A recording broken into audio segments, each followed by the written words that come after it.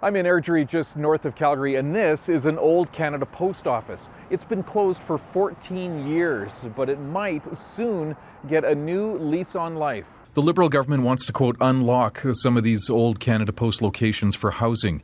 The town's mayor says this has the potential to be a really good idea. They've been talking to the feds about the site's future. We've invested a significant amount of money and time into redeveloping our downtown, re-energizing it. That's a key site in our area, so we're excited that they're talking about it. The mayor says there's a big need for affordable housing in his community. The city has 82 non-market units. Officially, there are over 100 people waiting for subsidized housing. But the mayor says the actual number is probably much bigger than that. It's significant. We're probably 1,500 to 2,000 units short based on the latest information. It's not just Airdrie. 3 other communities were also mentioned in the budget for this housing proposal, all within an hour's drive from Calgary. Let's hit the road. Our first stop, Crossfield, a town that was built along the tracks, the old C&E, the Calgary and Edmonton Railway. There's been a post office in this community for more than 100 years, and while its location has changed, it's always been a hub for the community, a constant churn of people coming and going with mail and parcels in hand.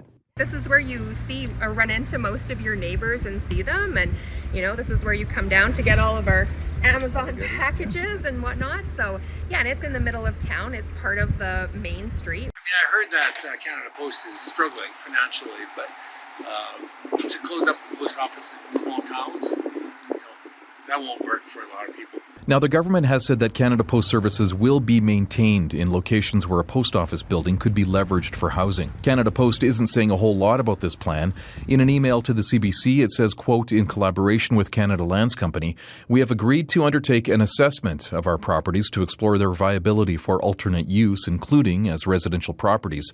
It says those discussions are ongoing. It's in a document. No one has talked to the town of Crossfield as of this date. And I don't think we're going to panic about it. The mayor of Crossfield says that while details are vague, she's not too concerned about the plan, but she still has some questions. At first I looked at that and I went, okay, sure, that's fair enough. Canada Post owns the property. It's not zoned for that use now. Things could change, but I think there's different ways for the federal government to work with municipalities to get housing development done. Next up, Carstairs, population 5,200. This is where the old post office used to be. It sat empty for years before Canada Post sold it. Now, the Crown Corporation operates out of this building, which it's leasing.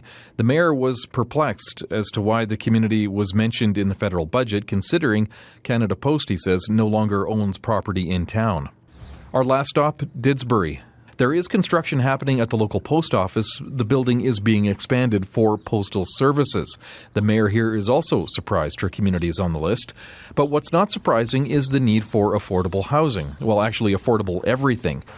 I spoke to volunteers who were prepping dinner for the community's vulnerable population. The cost of the meals that we put on every week, we feed 80 to 100 people every week. And the cost of the meals that we're making have gone from $250 to $400 a week.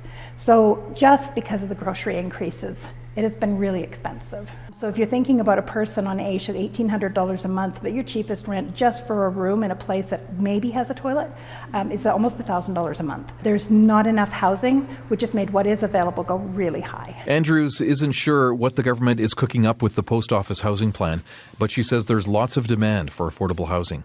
Really, we need investors, real estate investors, to come in and build the apartment complexes. They'll be full in a heartbeat.